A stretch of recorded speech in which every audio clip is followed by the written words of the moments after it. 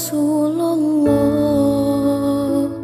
ya dimal jah alaika salawatullah amadun bil bad yartaji lasmal atab jud bil jawab marhaban qad qabalna. Assalamualaikum warahmatullahi wabarakatuh. Saudaraku sekalian yang dirahmati Allah Subhanahu wa ta'ala,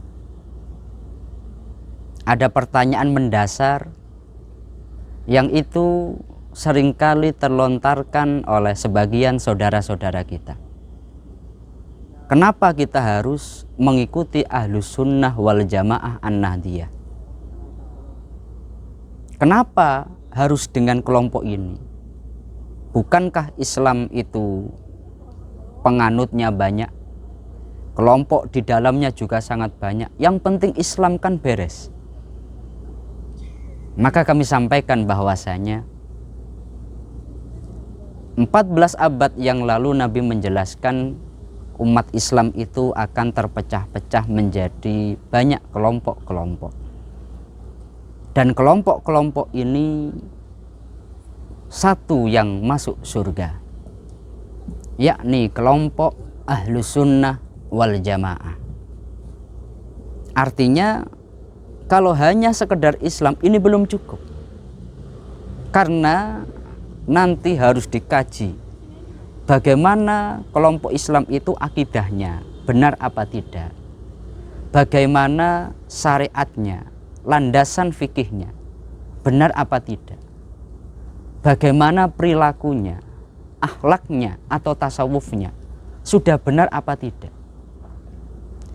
Dalam konteks kita sebagai orang Indonesia, Ahlus Sunnah wal Jamaah An-Nahdiyah ini diwakili oleh Nahdlatul Ulama.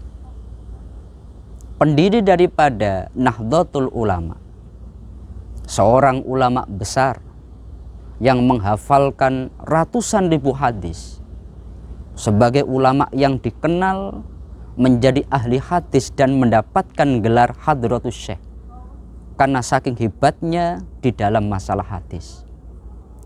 Beliau adalah Hadratus Syekh Hasyim Asy'ari. Pada tahun 1926 beliau mendirikan Jam'iyah Nahdlatul Ulama, yang tujuan daripada Jam'iyah ini untuk mempertahankan dan mengembangkan serta menjaga kelestarian daripada Ahlus Sunnah wal Jamaah. Karena Ahlus Sunnah wal Jamaah ini adalah satu kelompok besar, dan di dalam kelompok besar ini seringkali terjadi saling klaim, saya kelompok yang benar, saya kelompok yang benar. Maka beliau memberikan 3 kriteria. Ahlus Sunnah wal Jamaah yang benar adalah dari sisi akidah mengikut kepada Imam Abu Hasan Al-Asy'ari dan Imam Abu Mansur Al-Maturidi.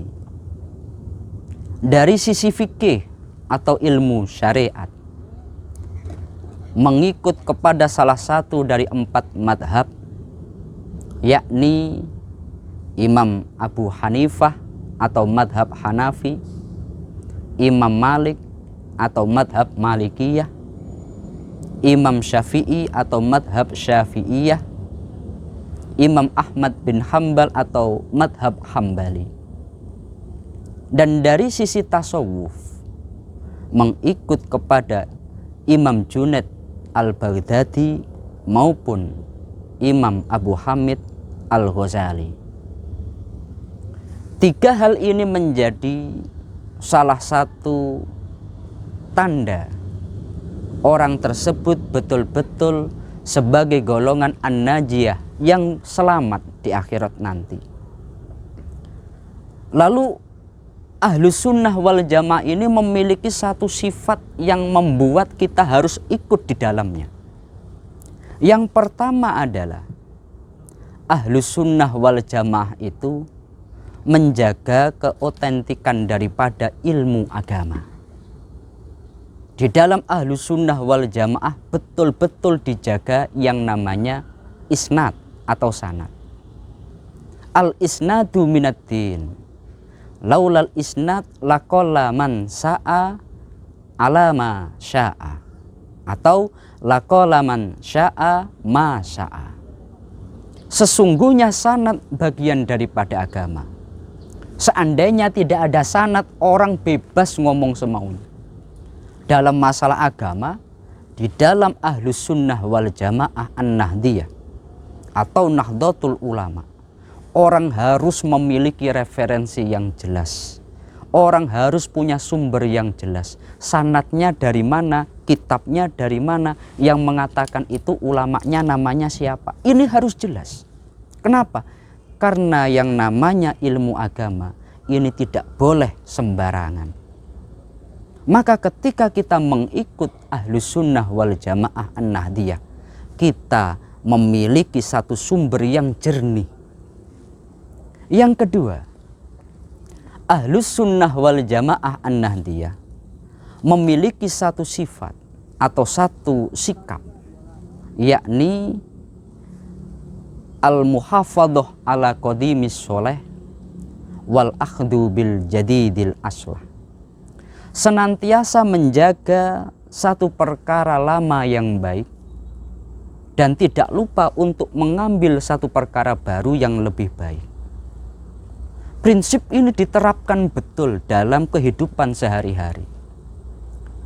Ketika kita menelaah media sosial, ketika kita menelaah mimbar-mimbar, siapakah ulama-ulama yang mempertahankan tahlilan, yang mempertahankan maulid Nabi, yang mempertahankan untuk senantiasa mendoakan orang yang sudah wafat, yang mendoakan untuk senantiasa kita mengingat bagaimana proses Isra Mi'raj. Ini adalah golongan daripada Ahlus sunnah wal jamaah dalam rangka muhafadhah ala qadimis sholeh. Itu satu tradisi yang baik, itu satu tradisi yang tidak bertentangan dengan syariat, dan itu sudah berjalan dengan sangat seimbang di tengah-tengah masyarakat Islam. Maka tugas daripada Ahlus sunnah wal jamaah menjaganya. Kalau kita masuk di dalamnya, maka apa yang sudah menjadi amaliyah keseharian kita, amaliyah yang diturunkan oleh orang tua kita, guru-guru kita, akan terjaga. Ahlus sunnah wal jamaah an-nahdiyah juga tidak melupakan, yakni wal ahdu bil jadidil aslah, mengambil perkara baru yang lebih baik. Artinya tidak stagnan, tetap mengikuti arus perkembangan zaman, tetap mengikuti bagaimana tuntutan zaman. Yang lama selama baik dijaga, tetapi juga kalau ada perkara baru yang lebih baik, maka itu diambil. Ini adalah bentuk keseimbangan, yakni kita menjaga tradisi ulama-ulama terdahulu, tapi kita juga melihat apa yang ada pada zaman sekarang. Dan yang terakhir adalah dari sisi bagaimana melihat kelompok lain. Salah satu karakteristik Ahlus sunnah wal jamaah tidak mudah mengkafirkan satu kelompok dengan kelompok yang lain. Pantangan daripada Ahlus sunnah wal jamaah memberikan klaim kepada kelompok lain, kamu syirik, kamu keluar daripada Islam, kamu halal darahnya, kamu kafir. Coba kita lihat bagaimana Timur Tengah, bagaimana satu kelompok yang mereka katanya sama-sama Islam, tapi di dalamnya sering sekali terjadi peperangan. Karena ini kurang menerapkan satu prinsip tadi. Tetapi dalam Ahlus sunnah wal jamaah an-nahdiyah tidak seperti itu. Mereka akan senantiasa, selama orang itu punya kemungkinan untuk bertaubat, maka kita juga harus bagaimana orang ini bertobat tanpa menghukumi dia kafir. Kalau kita masuk kepada Ahlus Sunnah wal Jamaah Nahdiyah, maka kita akan sangat enak menemukan dalil-dalil apa yang kita lakukan. Berbeda dengan kelompok yang lain, dikit-dikit syirik, dikit-dikit bid'ah, padahal dia tidak ahli sejarah, tetapi mengatakan tidak ada pada masa Nabi. Wong dia tidak ahli sejarah, dia tidak pernah menelaah sejarah.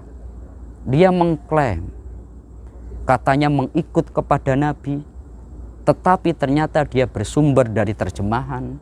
Dia mengambil dari satu ulama, kemudian dari ulama itu di atas namakan ini hadis dari Nabi. Ketika di dalam Ahlus Sunnah wal Jamaah hal itu tidak akan terjadi. Maka tiga hal ini yang membuat Ahlus Sunnah wal Jamaah menjadi sangat istimewa. Yang pertama, ulama-ulama yang ada di Ahlus Sunnah wal Jamaah Nahdiyah adalah ulama-ulama yang sangat terpercaya, keilmuannya tidak diragukan lagi. Sebagaimana tadi, pendiri Nahdlatul Ulama adalah seorang ahli hadis besar, Hadratus Syekh Hasyim Asy'ari. Yang kedua, Ahlus Sunnah wal Jamaah senantiasa menjaga, memiliki satu tanggung jawab. Bila satu adat, satu kebiasaan itu baik, tidak bertentangan dengan syariat, maka akan dijaga. Siapa yang senantiasa menguatkan tahlilan, menguatkan maulid Nabi, menguatkan Isra Mi'raj, Ahlus Sunnah wal Jamaah An-Nahdiyah.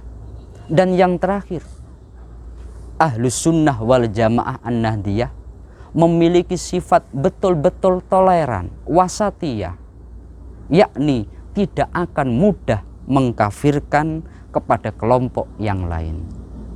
Meskipun orang lain mungkin menyebut ini kafir sebagainya, tapi sikap Ahlus Sunnah wal Jamaah la yukaffiru ba'duhum ba'do, tidak akan mengkafirkan satu kelompok dengan kelompok yang lain.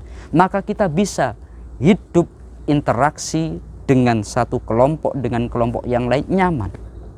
Kenapa? Karena dalam Ahlus Sunnah wal Jamaah An-Nahdiyah dijaga jangan mudah mengkafirkan, mengklaim orang keluar daripada Islam. Ini adalah secuplik daripada kelebihan Ahlus Sunnah wal Jamaah Nahdiyah. Semoga ini bisa mencerahkan kepada kita semua. Saya bangga bahwa saya sebagai orang Ahlus Sunnah wal Jamaah An-Nahdiyah, dalam hal ini Nahdlatul Ulama. Orang tua saya juga Ahlus Sunnah wal Jamaah An-Nahdiyah. Guru-guru saya juga seperti itu. Saudara-saudara saya juga sama seperti itu. Anak-anak saya nanti juga akan saya didik menjadi golongan Ahlus Sunnah wal Jamaah An-Nahdiyah. Begitu juga Anda harus seperti itu. Wallahu a'lam.